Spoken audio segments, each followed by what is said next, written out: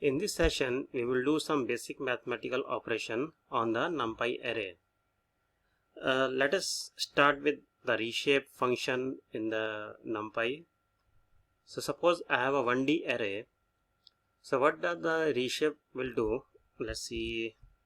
So I have created here a 1D array with the help of arrange function 0 to 12. So there are 12 elements here, and this is a 1D array. Now I want to convert this 1D array into array of 3 by 4.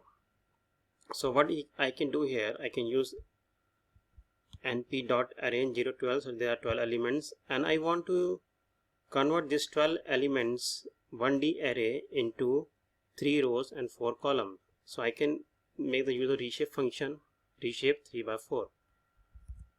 So it's give me 3 by 4. Now if you want to do 4 by 3, you can do 4 by 3, but you have to make sure that the product of 4 and 3 should be equal to 12 elements. So we get this one. Let's see, we do 4 by 4. Now if you see the product of 4 by 4 is 16, so it will throw the error, so it will not allow.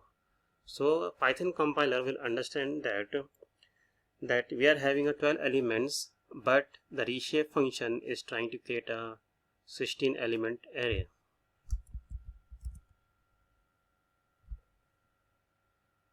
Now we can also do a transpose function. Transpose mean converting rows to column and column to rows.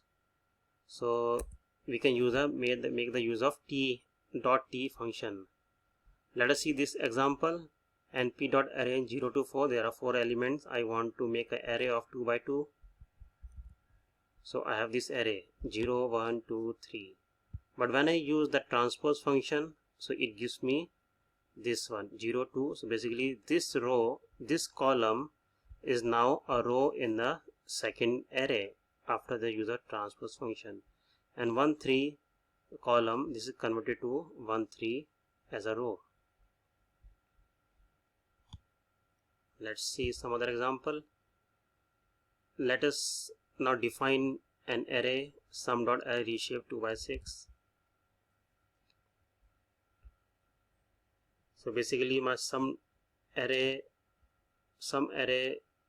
is already initialized here, having 12 elements. Now I convert it to 2 by 6 here.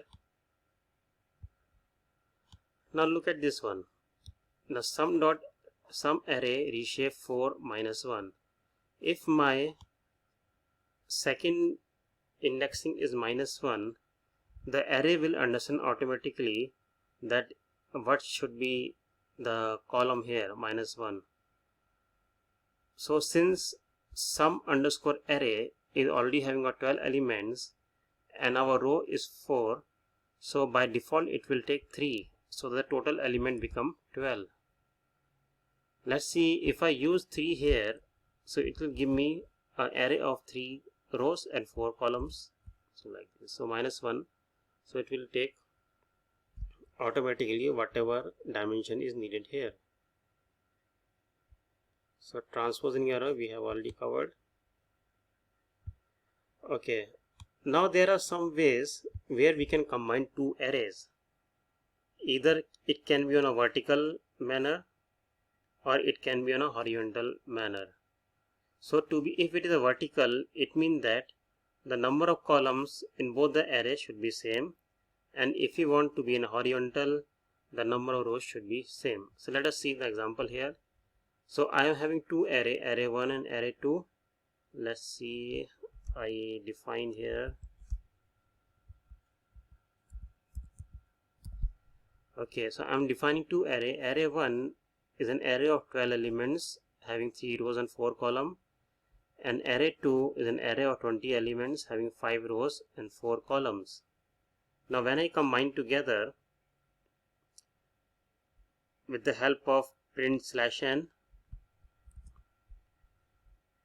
so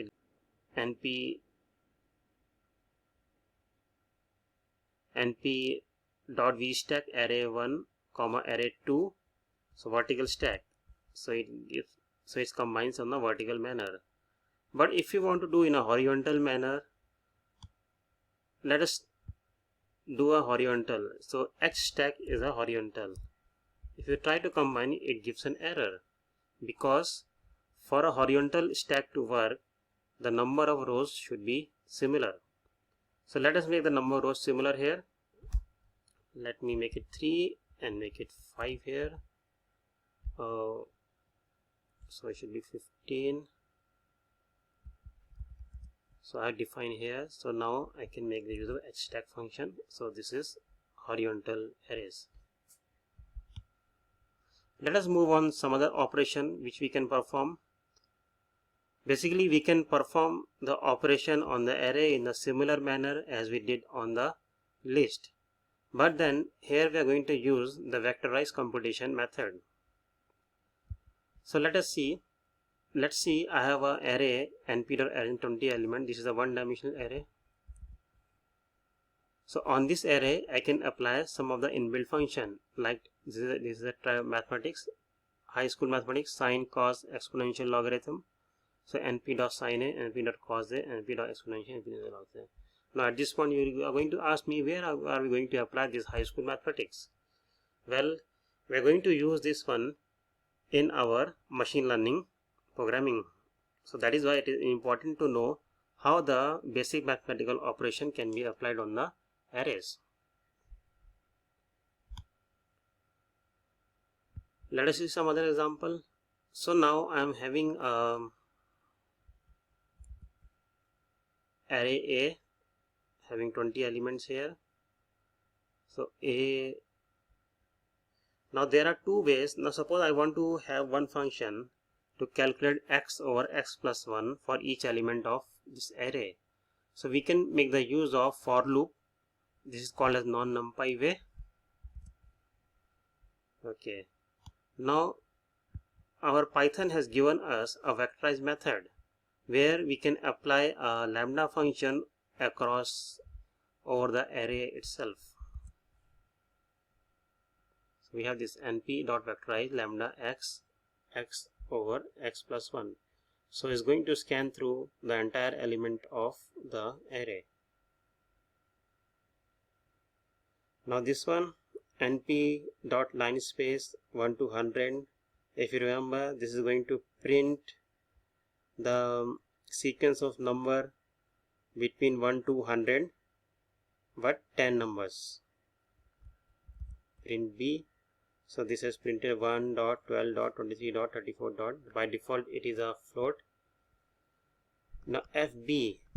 So we are already having a function f here that we have defined here. Now on this function we are going to apply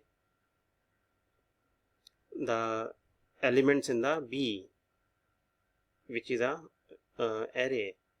So all this element will be applied. So we are going to pass each 1 dot 12 dot inside this function. So that is why my output is an array of 10 elements.